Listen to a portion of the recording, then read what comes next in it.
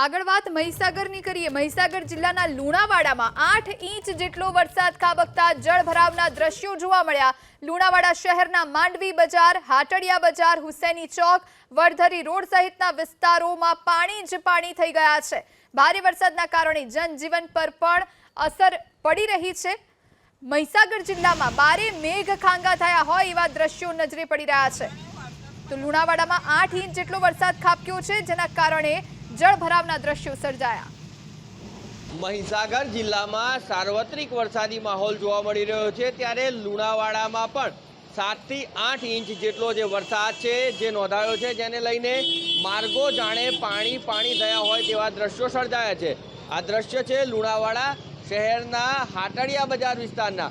લુણાવાડા શહેરના જો અલગ અલગ બજારોની વાત કરવામાં આવે તો માંડવી બજાર, હુસેની ચોક, હાટડિયા બજાર તેમજ વડધરી રોડ સહિતના જે માર્ગો છે તે તમામ માર્ગો પાણી થયા છે।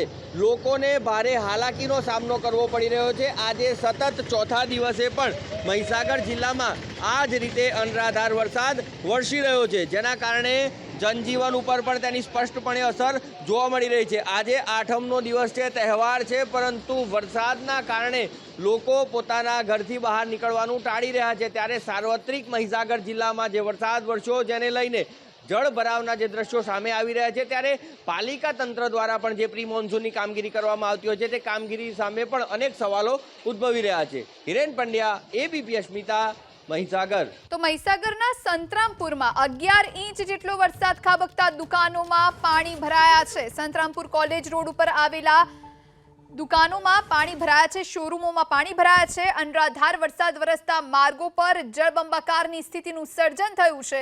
સંતરામપુરમાં ભારે વરસાદ ખાબક્યો, જેના કારણે લોકોને હાલાકી ભોગવવાનો વારો આવ્યો। આપને દ્રશ્યો બતાવી રહ્યા છીએ। કોલેજ રોડ પર બાઇકના શોરૂમમાં પાણી ભરાયા છે। આપ દ્રશ્યો જુઓ, કેટલી નુકસાની ભોગવવાનો વારો આવશે દુકાનદારને। મહીસાગરના સંતરામપુરમાં અવિરત વરસાદ ખાબક્યો, જેના કારણે આ પરિસ્થિતિનું નિર્માણ થયું છે। પારાવાર મુશ્કેલી પડી રહી છે, પારાવાર નુકસાની પણ જશે। તો સંતરામપુર કોલેજ રોડ પર આવેલ બાઇકના શોરૂમમાં પાણી ઘૂસી ગયા છે। અનરાધાર વરસાદ થતા માર્ગો ઉપર પણ જળબંબાકારની સ્થિતિનું સર્જન થયું છે। મહીસાગરના સંતરામપુરમાં ભારે વરસાદ ખાબક્યો, જેના કારણે આ પરિસ્થિતિ સર્જાઈ છે। લોકોને, ત્યાંના રહીશોને, દુકાનદારોને, ધંધાર્થીઓને અત્યંત મુશ્કેલી પડી રહી છે।